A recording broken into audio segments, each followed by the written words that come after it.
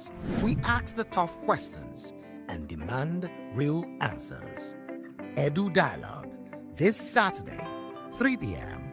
on Voice of the People Television. Welcome to the Locker Room, the home of football talk that matters. I am Jerry Arpeon. Join us every weekday, Monday to Friday at 5 p.m. Nigerian time, as we share the hot takes and hot debates in the exciting world of football. And joining me are the usual suspects, Ikechukwu and Mayowa, as we break down all the hot takes and everything that's happening in the football. Don't just watch football, live it with us. Catch us on the Locker Room and Voice of the People Television at 5 p.m. Nigerian time. And like I always say, if not 20 minutes off, please the sport. And it's Hakim Ziyech who puts the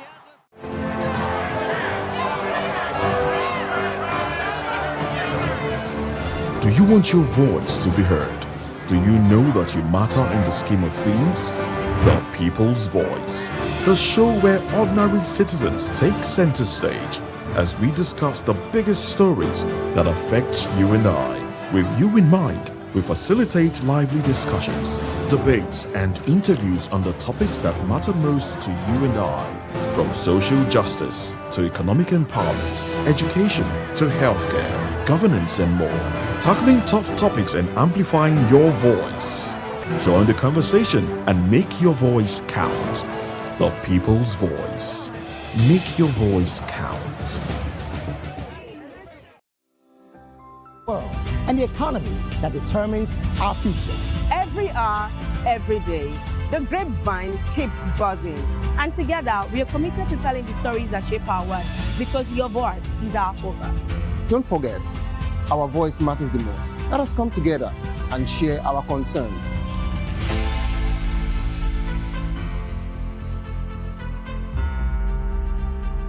Mr. Familoni, and here's to VOP TV. Keep watching, stay tuned, do not touch that dial. My name is Made Kuti and you're watching BOP TV. Keep watching. Welcome, my name is Zika Davis. Distinguished ladies and gentlemen, boys, viewers, everybody, boys and girls. This is VOP TV. Do you know what that means? Voice of the People TV. You don't have a voice, don't come here. You better make sure your voice is heard. Are you ready for the extraordinary? Something big is happening on your screen. Introducing VOP TV. Now streaming on SLTV channel 264. From breaking news to captivating conversations, news analysis, giving you all sides to the story. We break in-depth discussions on the issues that matter, from politics to sports, entertainment, and lifestyle. VOP TV on SLTV channel 264. Join us as we redefine what television means to you. Voice of the People Television, VOP TV. Now you have more than a voice.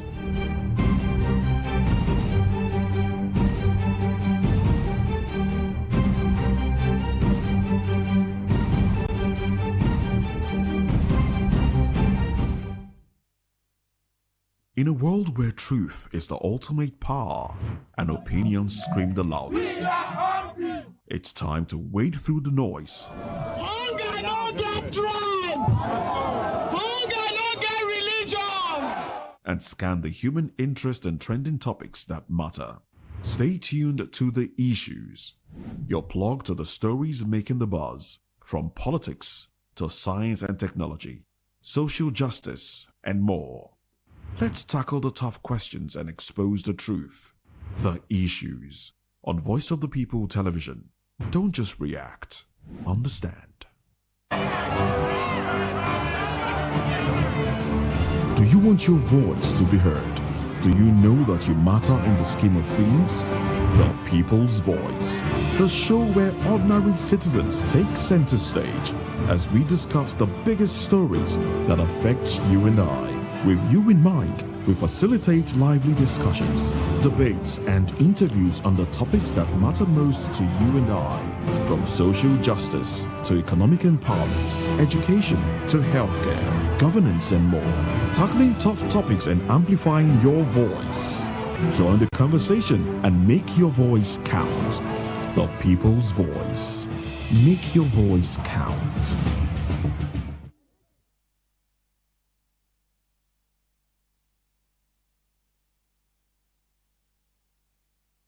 The red carpets, awards, the razzmatazz, music, fashion, interviews, and more. Spotlight on Voice of the People Television. Let's feed you with all the juicy stories in the global entertainment space, bringing you the glitz and glamour as it is hot. Stay tuned to Spotlight, 1 p.m. Monday to Friday. Spotlight on VOP TV.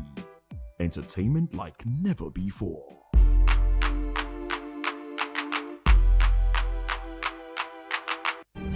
In a world where power shifts with every headlines, news breaks and events happens, we bring you unbiased and explicit information on politics, economy, and state of the nation. We break down the chaos. Facts, not fluff. Truth, not spin. We discuss not just politics, but a glimpse into the future. Voice of the People Television. Now you have more than a voice.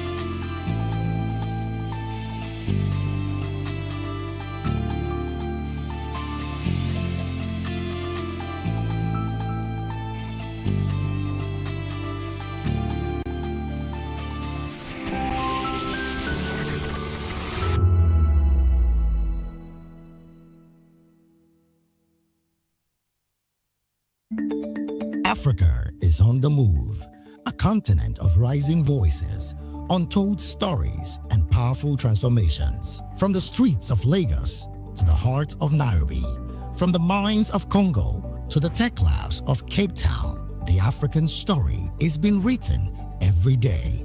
Bold, dynamic, unstoppable. This is Africa News on Voice of the People Television. We don't just bring you the news. We analyze and bring you Africa's heartbeat, the politics that shapes our nations, the economies that drives our future, the cultures that defines who we are, the voice that must be heard. Africa News, Africa's voice, Africa's future.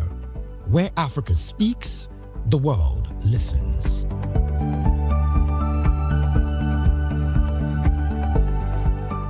From the views on the street, We go to bed empty hunger.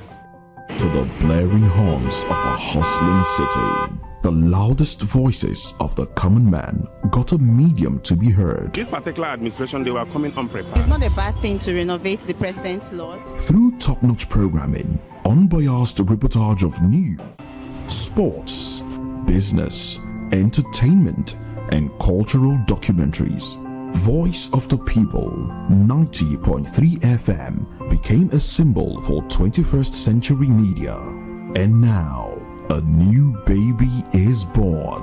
Voice of the People Television, VOP TV, youthful, full of vigor and penchant for excellence in the continent's media space, exposing the wrongs, applauding the rights, dissecting the news without fear or favor, through factual and accurate stories and contents. Corruption kills three things that makes a society. Representing the interests of the people and giving them a voice. Voice of the People TV is here to stay towards building a fair society. VOP TV, Voice of the People Television, truly a voice for the people. Voice of the People, you can hear me now. My name is Patrick Doyle, and I wish that you continue to echo the voices of the people. Big up VOP TV. My name is Suibifa Dokubo. Please keep watching VOP TV. Hi, my name is Kwekumali Ikena Onyekwena, and I am with the Voice of the People TV. Now, if you're looking for the veritable channel for information, politics, robust discussions, you don't need to go far. VOP has you. VOP will always have you. Thank you.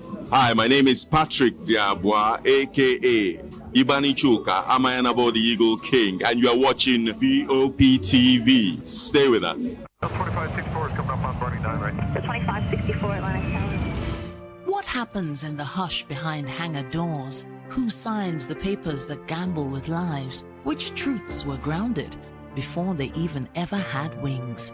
If you've ever buckled a seatbelt at 30,000 feet, if you've ever stared out of that tiny window and wondered who's really in control of the skies, it isn't just flight, it's power, it's politics, it's pressure sealed in steel. We're peeling back the clouds from runway risks to sky-high secrets. We're diving deep where most dare not to look. Aviation Scope, every Sunday at 7 p.m. only on Voice of the People TV. We don't just report, we reveal. We don't just ask, we uncover. Because when it comes to the skies, ignorance is turbulence. Aviation Scope, the sky isn't the limit, it's just the beginning. In a world where power shifts with every headline. In a nation full of questions. In a world filled with noise, the truth needs a voice. The policies that shapes our world and the economy that determines our future. Every hour, every day, the grapevine keeps buzzing. And together, we are committed to telling the stories that shape our world, because your voice is our focus. Don't forget, our voice matters the most. Let us come together and share our concerns.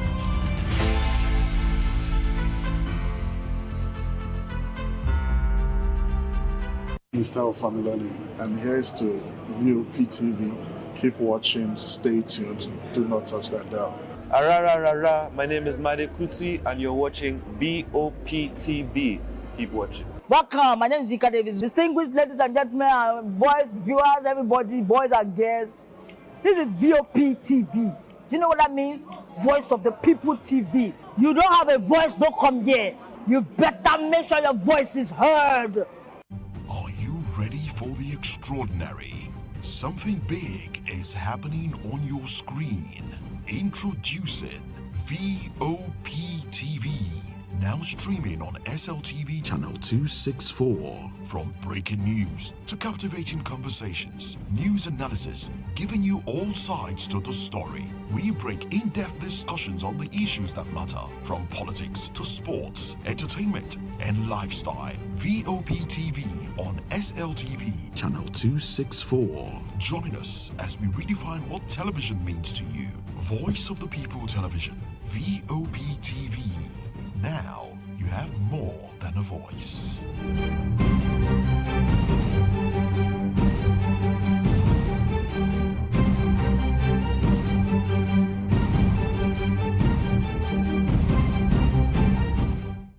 In a world where truth is the ultimate power and opinions scream the loudest, it's time to wade through the noise.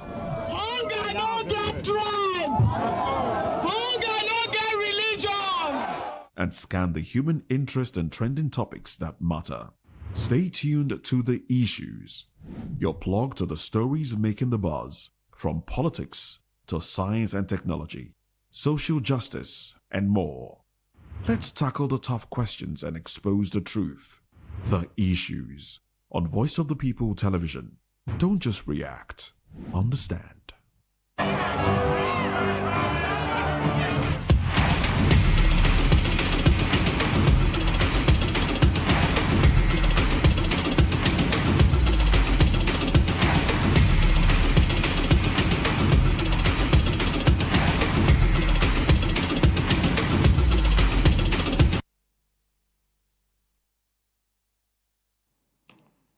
Well, apologies for coming late.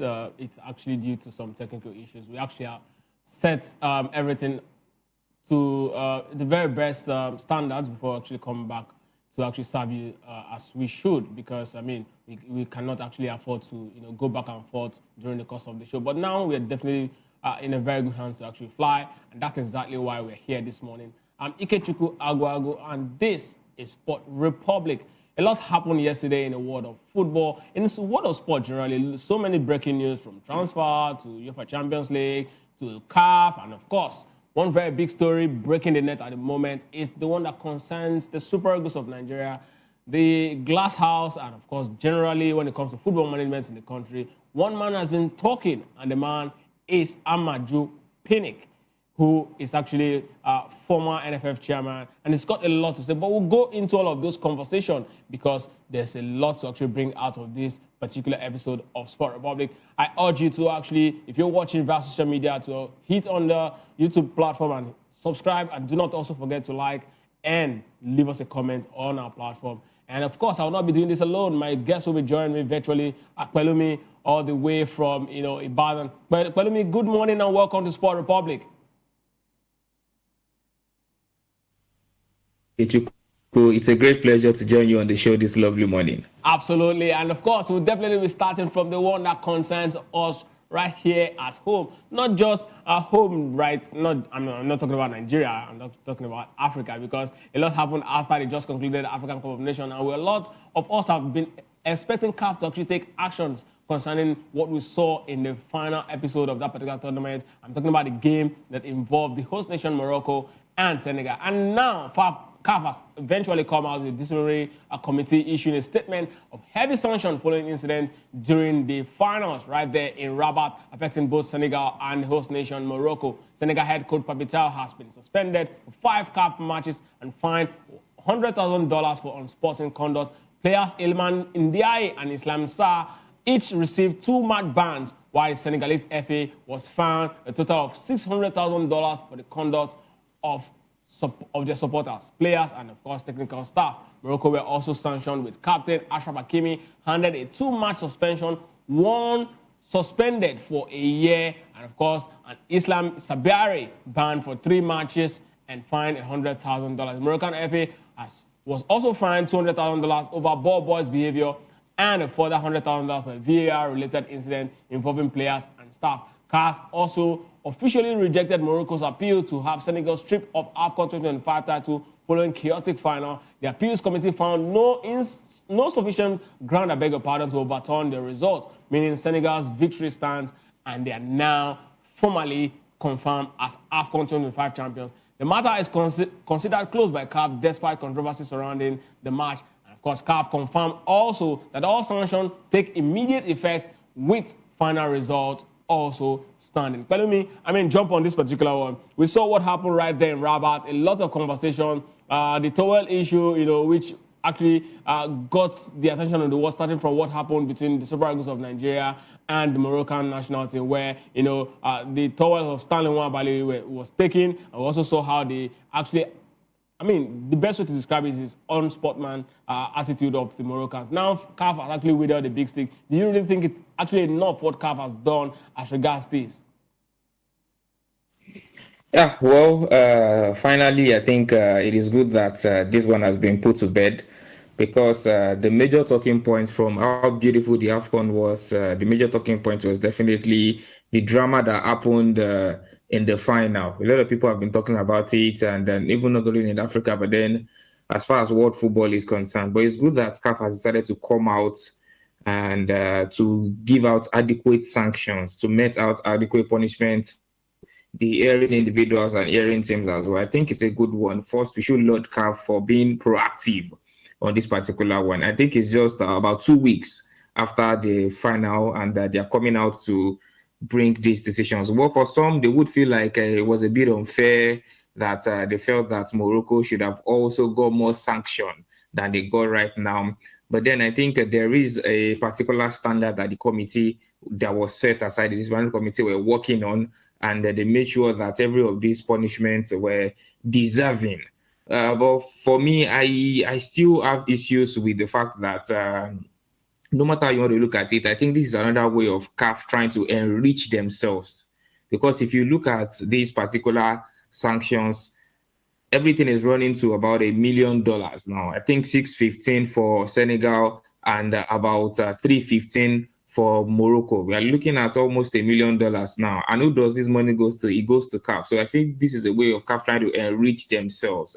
Now, for the case of posterity and for the case of future occurrences, do you think this can serve as deterrence for teams that would want to try such again? For me, I would never agree that financial, should I say monetary fines are enough punishment as far as football is concerned, because it would keep happening.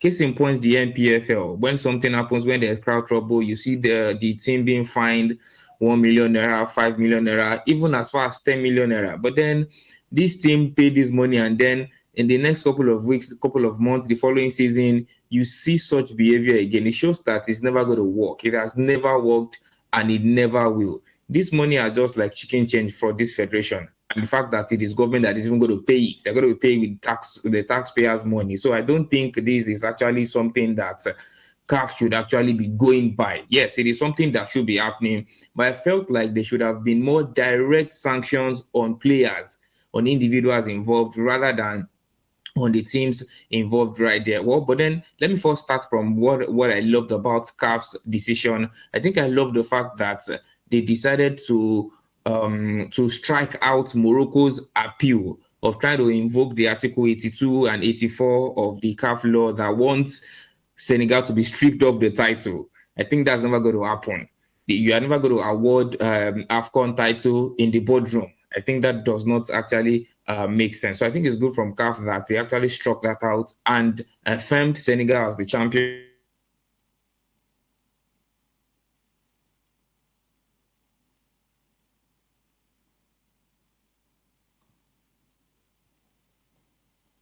All right, so I don't know. Network is actually having a toll on Pelumi's device, but then hopefully he's going to join us in the course of the action. But let's move away from that. But before we move away from that, I was actually also thinking about it. Let me actually say this, because Pelumi was actually giving figures around around 1 million naira, but the exact figure that actually CAF found both Senegal and Morocco is exactly 1.1 million dollars, $700,000 for Senegal, and of course $400,000 for Morocco. That's exactly how the fine actually was. So it's exactly plus 700 plus 400,000. We're looking at $1.1 million. That's exactly the cost of the fine that CAF actually, at the end of the day, the rulings of the committee. I'm talking about the FIFA committee, that's ethics committee that is charged to actually, look into the matter between DR Congo and Nigeria, finds that that concerns FIFA's rule when it comes to dual nationality. Then of course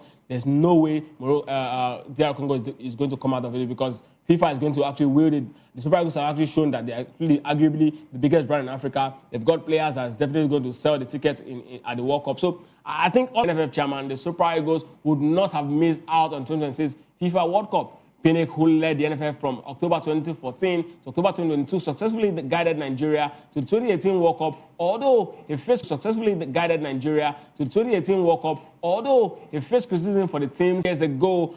10 years ago, 10 teams from Africa will qualify, he stated. He won't qualify, I beg your pardon, he stated, and he recorded that in 2018 we faced the toughest group ever at his ambition for potential return to office, stating, "I'm young, I'm still 65, and I can still be the NFF president."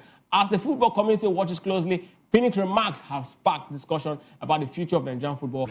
You know why? The system does not identify that. Look at the prevailing economic situation.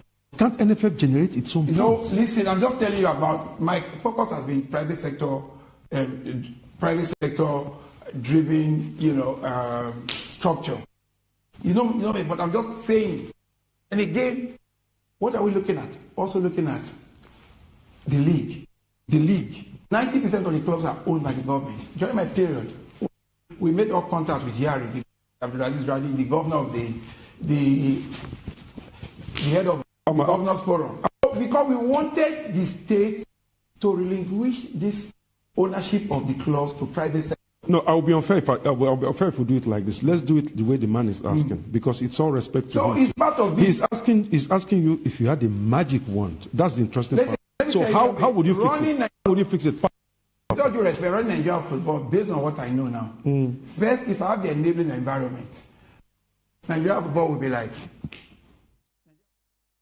I mean, that's exactly, he said a lot of things, that's exactly the voice of, Sunday Olise and Amaju Pinnick, the pictures of the guys you actually are seeing on your screen. But, I mean, these guys actually are big figures when it comes to Nigerian football. Former NFF chairman and former Super Eagles coach and former Super Eagles keeper. I mean, these guys are big names. It was a lot of conversation, talking about the rot in the Nigerian system. In fact, at some point, Amaju was also talking about, one of the recommendations that he and his crew, when he was actually, or his administration made while he was in office, for the Nigerian Football League to run smoothly, to be, say about 90% independent from government interference, or about 80%, because he said that the government will only have about 20% equity. That they actually met with the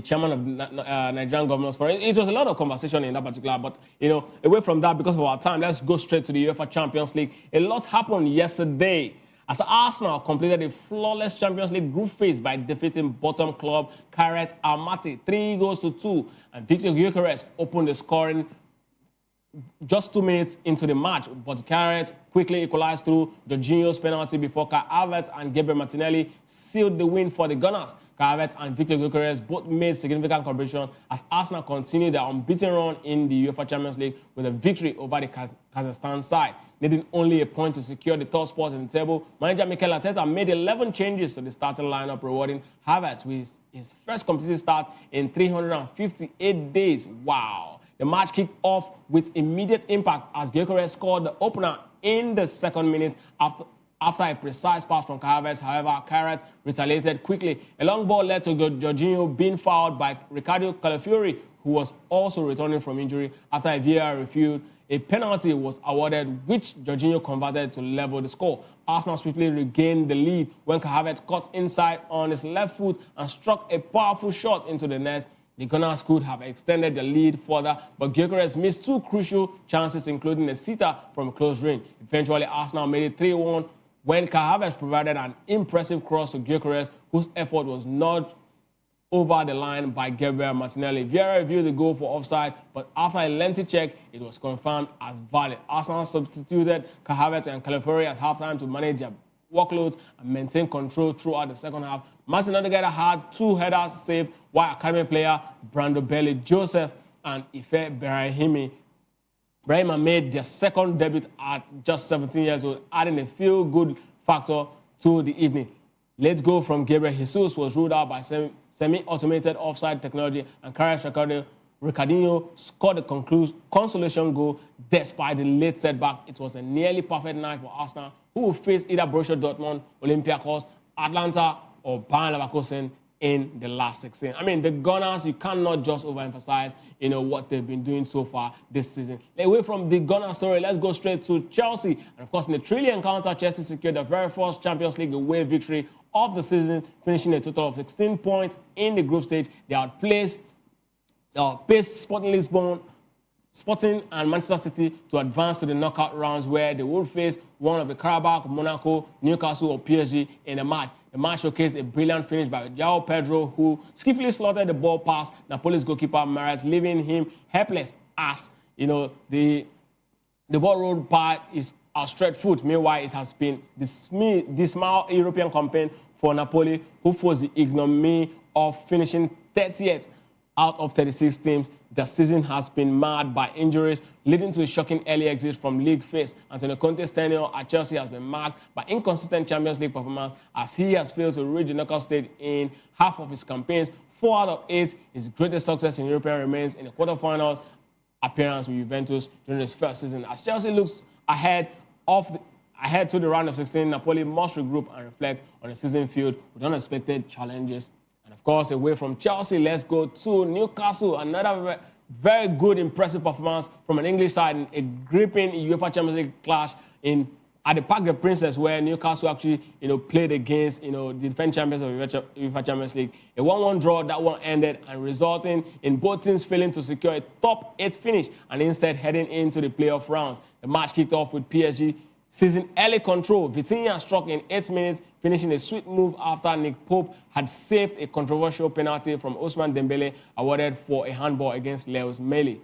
Newcastle demonstrated resilience, equalizing just before halftime through Joe Willock, who scored his first goal in nearly a year after capitalizing on Dan Bond's flick on. This goal temporarily lifted Newcastle into top 8 alongside PSG, but hopes were dashed as a result elsewhere left both teams relegated to playoffs. The second half unfolded with exciting end-to-end action as Newcastle pressed forward. Jacob Ramsey tested PSG's goalkeeper Martin Stefanov with a close-range effort, and moments later, Willock had a second goal disallowed for offside after a quickly taken free kick. The match-defining moment came late when substitute Harvey Barnes squandered a golden opportunity firing into the side netting from close range after a deflected cross. His miss proved pivotal, sealing a credible draw for Newcastle. And away from Newcastle, let's go straight to Manchester City, as Pep Guardiola will take an immense pride in the result of his team right there after marking his 569th match in charge of Manchester City across all competition, bringing his total to a remarkable 400 win despite facing some challenges during the qualification campaign. They pale in comparison to struggles of last year. Man City has demonstrated resilience in overcoming setback, but to advance far in competition, they need to elevate their performance. From a season perspective, having fewer matches in February is invaluable. Erling Haaland has returned to scoring from netting his opener with confidence of strike and rhythm, while Ryan Cherki continues to make significant contribution, leading all Premier League players with 11 goals involvement since December. For Manchester City, evading the Champions League playoff could become a pivotal moment of the season in Pep Guardiola's system, where control, rhythm, and physical fitness reign supreme in the extra rest is invaluable. After much against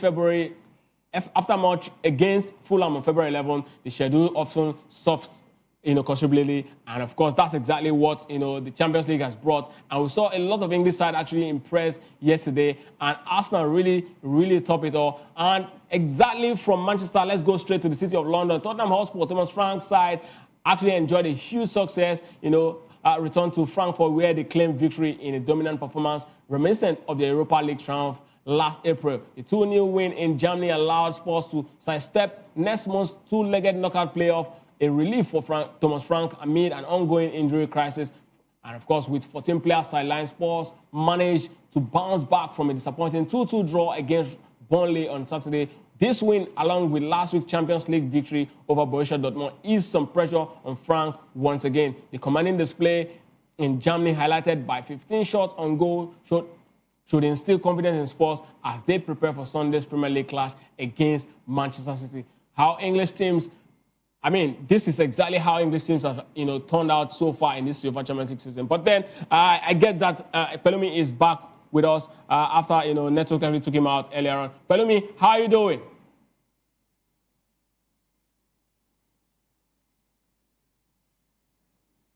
Hello, can you hear me? Yes, I can hear you. Can you hear me as well? All right. So, yes, I can hear you loud and clear. Pelumi, you saw the UEFA Champions League game yesterday. A lot of drama. English teams, just find a way.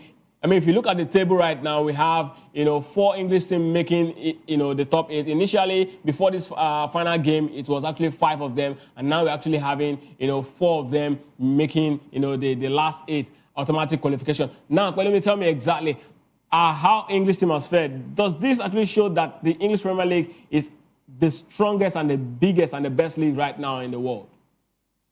Yeah, no doubt about that. I think the results are there for itself. It has spoken for itself in the Champions League so far this season.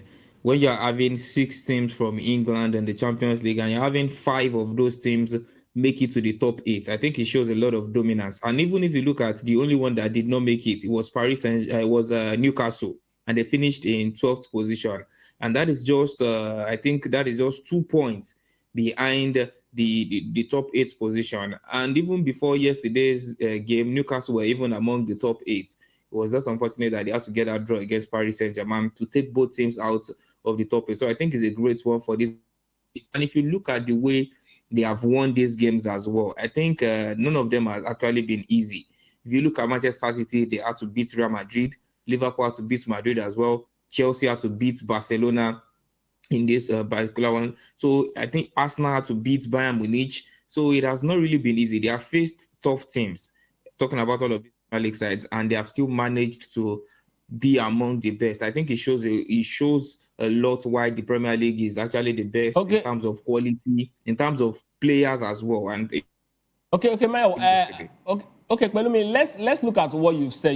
You said that the Premier League, you agreed rather that the Premier League is actually the best league in the world, because a lot of people have actually been saying it owing to the fact that the Champions League has actually shown that they're actually quite dominant amongst all teams in that particular group phase. But let's look at the Champions League and look at Gordon's statement. I mean, Newcastle's player, Gordon was actually making a statement before this particular game where he was actually asked by our own Nigerian journalist talking about Omar Katuba. I was asking him what exactly is the difference between the UEFA Champions League and the Premier League. I mean, see Newcastle how they struggle, in the Premier League and how they come to Europe. And he was actually talking about, how in Champions League teams actually can really express themselves, and in the Premier League, there seems to be this, conservative, approach to every game. And also look at Arsenal. The way Arsenal play in the Premier League, you see that Arsenal look for, unconventional ways to get goals, set piece. I mean, in some cases, own goal. In some cases, the goals can actually be, quite scrappy, penalties and all of that. And look at Arsenal's attack. I mean, they are regular, in the attack. Bukayo Saka, Lisandro Trossard, Gabriel Martinelli, Victor Gyökeres, all of them. I mean, if not Madueke, the five of them, if you look at their statistics so far in the last 11 games in the Premier League, only Lisandro Trossard has scored 1 goal in the Premier League. The rest of them has fired blank. But in the UEFA Champions League, that result is actually quite contrasting. They've been doing so well. So tell me exactly, in the Premier League, I mean, and in the end of the day, if you look at also the Premier League in the last couple of years, I mean, how many of the teams have actually come to actually win the UEFA? Sadly, I mean, it's unfortunate that I just got informed that Pelumi actually left the call. I mean, network is quite terrible. But I was asked about asking Pelumi about the chances of the English team actually winning the UEFA Champions League. And look at the last couple of years, how many of the English team have won the UEFA Champions League? And look at the way they actually file out in the Premier League. And these are the questions a lot of persons have been asking. And for me, right, if you look at the way this English side actually come out in the Premier League, play against themselves, and then look at how expressive they are in the UEFA Champions League. It says a lot about the quality at play. If these guys can actually turn up in the Premier League the same way they turn up in the UEFA Champions League, I think it's going to be quite a different ball game. But then this Newcastle that the player I was talking about. I'm talking about Gordon, who was actually talking about the difference between the UEFA Champions League and the Premier League, and how they really do not really express themselves in the Premier League. I don't know what exactly you want to actually tag that to be, but from where I stand, I think it has to do with the fact that a lot of managers have actually come into the Premier League, look at a way to actually create an inverted approach to Pep Guardiola's philosophy, which is actually to express themselves, and now decide to actually go into playing more conservative and then hit on the transition. That's exactly how they decide to actually put a stop to the problem that Pep Guardiola unquote, actually, the problem of Manchester City and Pep Guardiola in Premier League is to actually find a way to actually be more conservative and more tactical to ensure that you don't get to concede a lot of goals. But then when they go outside, when they know that teams they're actually playing against is quite different from what they are used to in the Premier League, they tend to really express themselves, and that's exactly what I see. Maybe if Pep Guardiola leaves the Premier League, I want to believe the Premier League is definitely going to open up a bit more, because at that point, a lot of teams will definitely come out at themselves, and that's exactly one of the danger of you having that huge dominance on a particular league for a very long time, and that's exactly what I think is wrong with the English Premier League. But let's go on a quick break. When we come back, Sport Republics continue.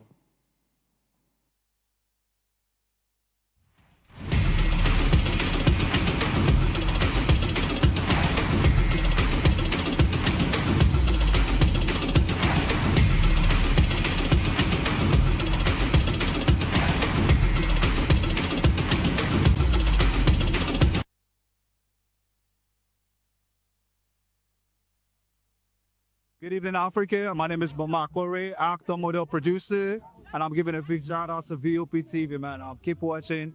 Don't change the dial. Thank you and God bless you. My name is AY, and of course, I represent the voice of the people, and that's why I'm on VOP. AY say so. Hi everyone, it's your girl Miriam Tima from the Real Housewives of Lagos and the Real Housewives Ultimate Girls Trip Africa. Shout out to VOP, the voice of the people. You already know. Stay tuned, keep watching. And don't forget, VOP is the best. All right, hello, it's about that shaking the man fine back with Melanie Poppy Black Skin Boy. This is VOP TV. If you're not watching VOP, I don't know why you're watching. Maybe you're watching your weights. Hello, beautiful people. This is Wale Ojo, and you're watching VOP, Voice of the People. Hi, guys. You already know who it is. This is New Energy. Flyers, whatever, live it. Keep watching VOP TV. Thank you. Hi, people. Ginny Albano here. Guys, please keep watching Voice of the People.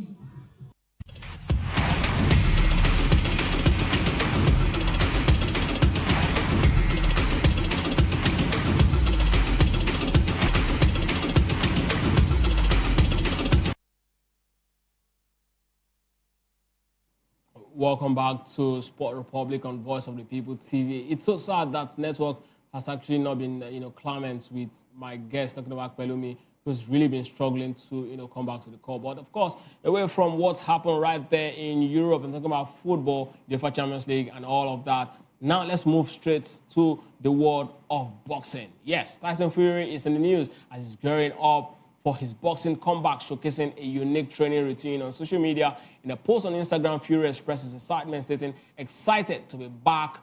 Has always been and always will be in boxing. Someone go tell the king that the ace is back." His upcoming opponent, Esin Makhmudov, is a formidable heavyweight contender based in Canada. Makhmudov has faced quality opponents with only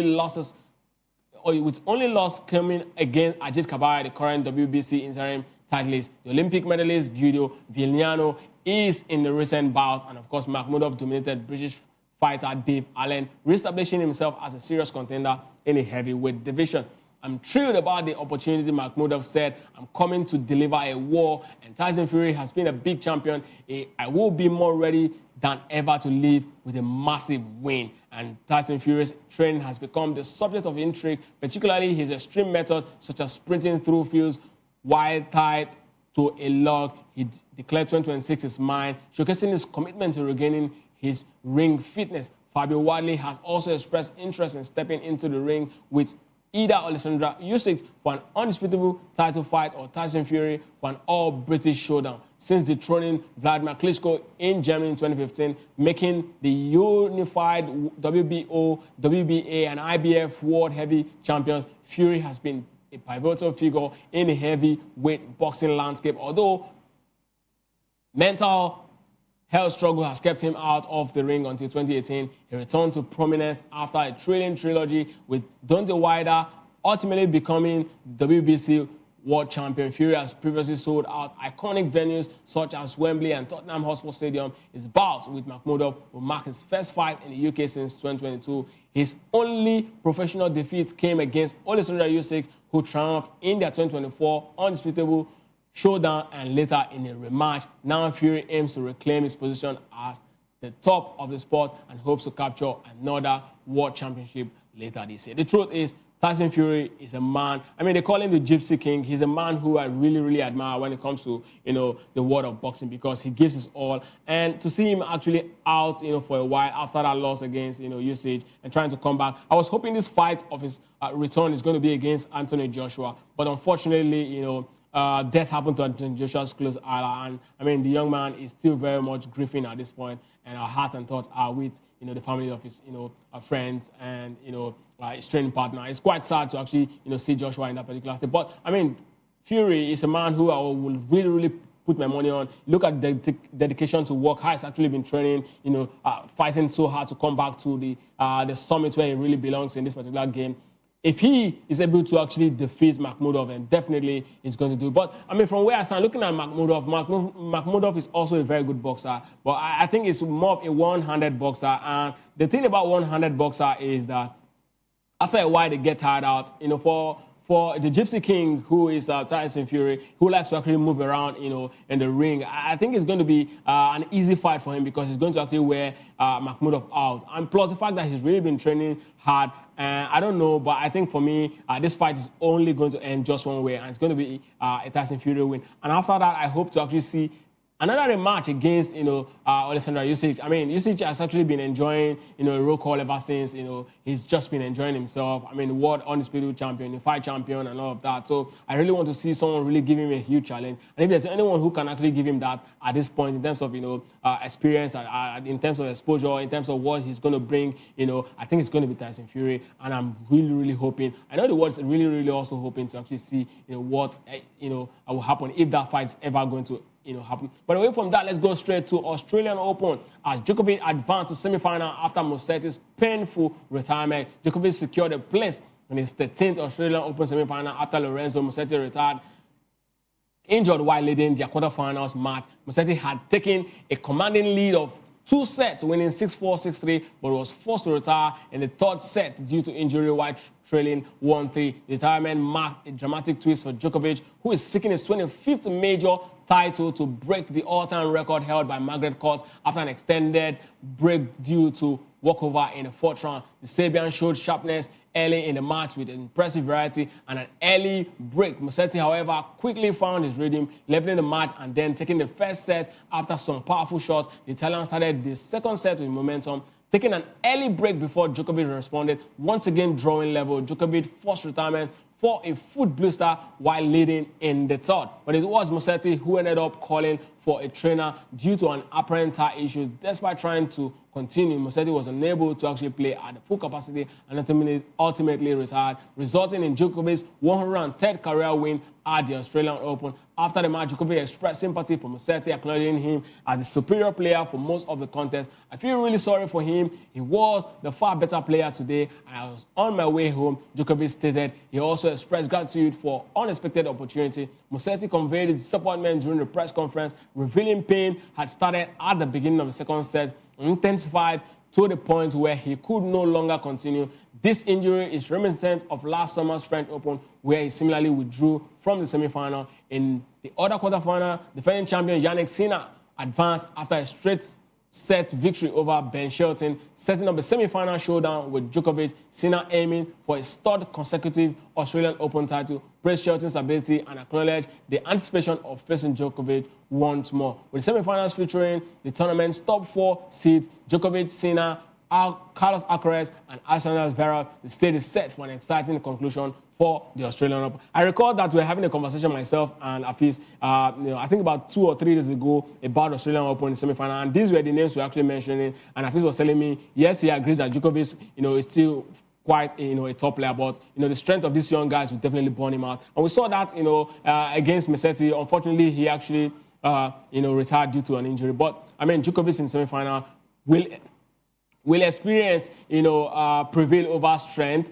At the end of the day, we'll definitely see how, it's going to happen when Djokovic eventually play against his opponents. I'm talking about, Yannick Sinner in that particular time. On that note, definitely we'll be wrapping up, the Sport Republic show this morning. And of course, I believe you've really, really enjoyed yourself. And of course, later this evening, the guys will be here. I'm talking about Jerry and Afis will be here to break down all sporting issues, particularly what happened in the UEFA Champions League and more. Of course, do not go anywhere. Up next is the Midday News with David Edwin, and we'll definitely be giving you everything around the world. Don't go anywhere. I'm Ikechukwu Aguago.